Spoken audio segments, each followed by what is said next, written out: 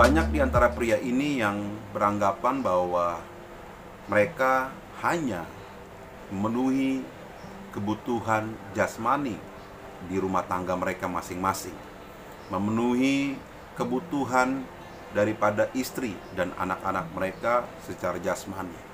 Tetapi banyak pria Kristen yang lupa bahwa mereka sebenarnya adalah pemimpin rohani di dalam rumah tangga mereka. Bagaimana seorang pria berani mengambil tugas, berani mengambil tanggung jawab sebagai pemimpin rohani di dalam rumah tangga mereka? Yang pertama yang mereka harus lakukan adalah berdoa dan bersaat teduh. Mengadakan doa ini hal yang paling penting yang harus dilakukan seorang pria, seorang pemimpin dalam rumah tangganya. Sebagai seorang suami, sebagai seorang ayah dari anak-anaknya, pria haruslah yang mempelopori pemberian fondasi kerohanian yang mantap bagi keluarganya, terlebih khusus buat anak-anaknya. Nah, ini dimulai dengan harus menetapkan komitmen dalam rumah tangga mereka untuk memberikan satu waktu bagi keluarganya untuk bersaat teduh bersama-sama. Siapa yang menentukan waktu itu? Adalah suami. Nah, mungkin banyak pria-pria Kristen, banyak suami-suami yang bertanya, gimana caranya mau mulai untuk bersaat teduh di dalam rumah mereka, di dalam keluarga mereka. Karena selama ini mereka meninggalkan hal itu dan bahkan melupakannya. Yang pertama yang harus dilakukan adalah dia ambil waktu, komitmen bersama-sama dengan istrimu, dengan anak-anakmu juga. Setiap hari, jam berapa. Lalu yang kedua adalah engkau naikkan pujian dulu. 1 lagu kah, 2 lagu kah. Lalu engkau mengadakan ucapan syukur, berdoa di sana. Setelah menaikkan pujian tadi, setelah doa, mungkin engkau memberikan pokok-pokok doa kepada istrimu, kepada anak-anakmu, dan mendoakan itu secara terus-menerus. Lalu setelah berdoa, engkau sebagai seorang imam dalam rumah tangga, engkau membacakan, mungkin belajar dari 1 pasal dulu, membacakan firman Tuhan itu kepada keluargamu. Engkau sebagai pemimpin rohani harus memberanikan diri untuk membagikan kebenaran firman Tuhan buat istrimu dan anak-anakmu. Ini hal yang paling penting adalah anak-anak melihat bahwa papanya, ayahnya memperhatikan kehidupan rohani mereka dengan sungguh. Dan keteladanan yang seperti ini, ketika anak melihat, mereka akan belajar juga untuk mengutamakan Tuhan lebih daripada apapun. Ketika pria, ketika suami, ketika ayah memberikan contoh dan berani mengambil tanggung jawab sebagai seorang imam dalam rumah tangga mereka, maka rumah tangga itu akan diberkati oleh Tuhan. Diberkati akan apa? Diberkati dengan sukacita dan sejahtera atas rumah tangga itu. Diberkati dengan hikmat daripada Tuhan untuk bisa bersama-sama melewati setiap tantangan yang ada di hari-hari ini. Jadi keluarga itu tidak mudah hancur. Karena apa? Karena ada doa, ada kehidupan doa dalam rumah tangga tersebut.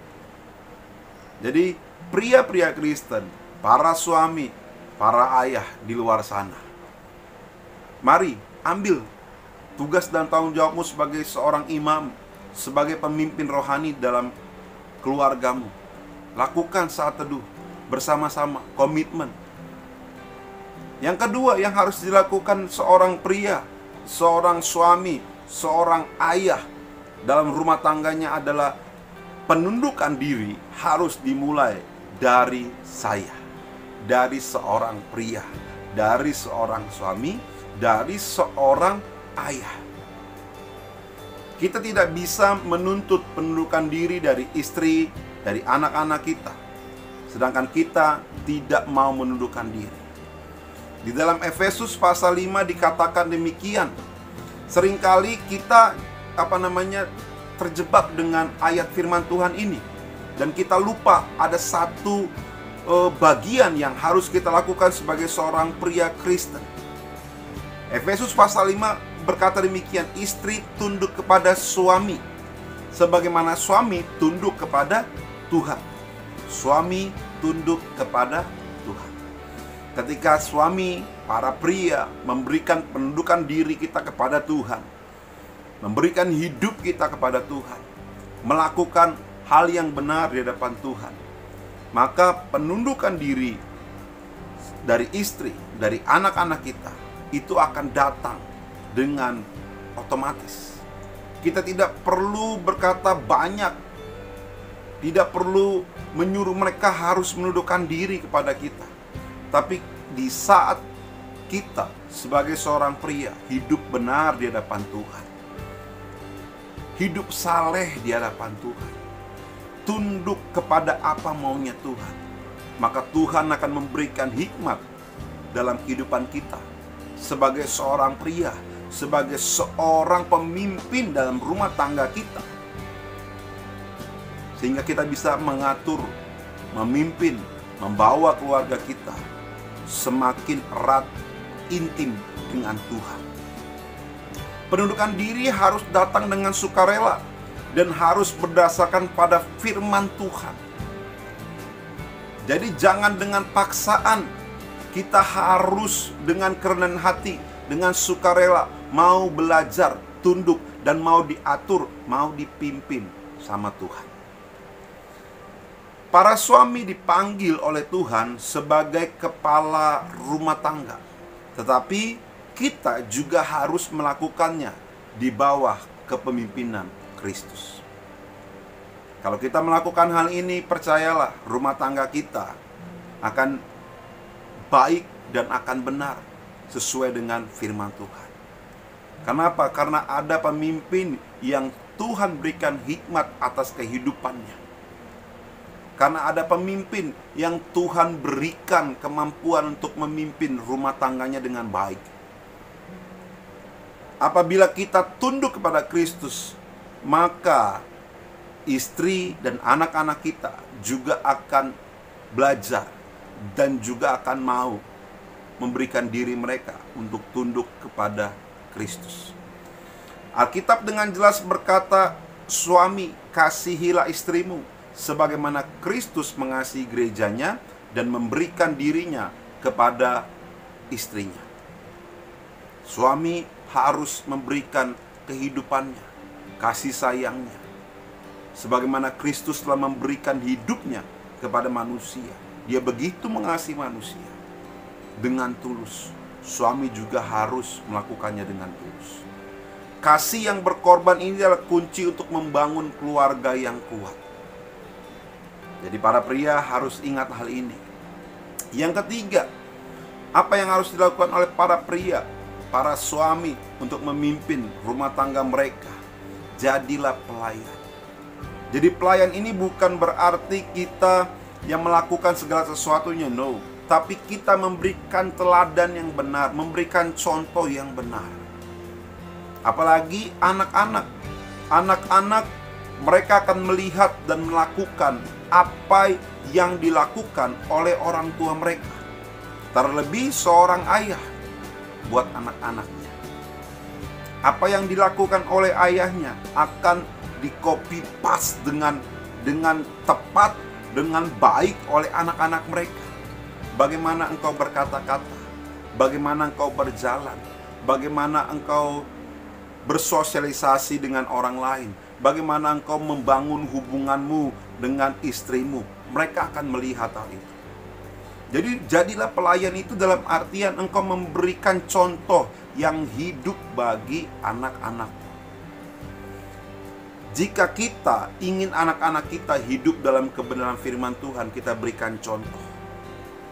Berdoa, ikut beribadah, berkata-kata yang lembut, yang manis, memperlakukan ibu mereka dengan tulus, dengan kasih, sehingga mereka akan merasakan ada cinta, ada kebaikan dalam keluarga mereka. Jadilah pelayan. Apabila engkau melihat istrimu sedang kelelahan, ya, jadilah pelayan. Memberikan waktu untuk membantu sedikit-sedikit. Saling. Jadi dalam rumah tangga itu bukan suami yang bekerja di luar, lalu istri yang bekerja di dalam, semuanya. Tidak, tapi saling. Saling melengkapi. Itu pelayan namanya. Yang terakhir, yang keempat, bagaimana kita bisa menjadi pemimpin dalam rumah tangga kita. Ini hubungan suami dan istri harus benar. Kita harus sering mengungkapkan rasa cinta kita kepada istri kita. Pria harus berkata dan menyampaikan pujian kepada istri kita. Berkata bahwa dia adalah teman pewaris kerajaan Allah yang diberikan, yang ditempatkan oleh Tuhan buat diri kita. Penolong yang sepadan dari Tuhan. Wanita yang luar biasa. Wanita yang memberikan kenyamanan dalam rumah tangga. Wanita yang menopang suaminya dalam segala hal. Dan kita berkata bahwa setiap hari bahwa dia adalah wanita yang terindah dalam kehidupannya. Dan aku mencintai engkau lebih daripada apapun. Biar keempat hal ini kita para pria sama-sama belajar untuk terus bisa mengambil tugas dan tanggung jawab kita sebagai seorang pemimpin, bukan dalam jasmani saja, tapi kerohanian kita dalam rumah tangga kita harus juga diperhatikan, sehingga kita bisa menciptakan rumah tangga yang mantap, rumah tangga yang kuat, rumah tangga yang harmonis, yang jadi berkat, yang jadi kesukaan bagi tetangga kanan kiri muka belakang daripada rumah kita.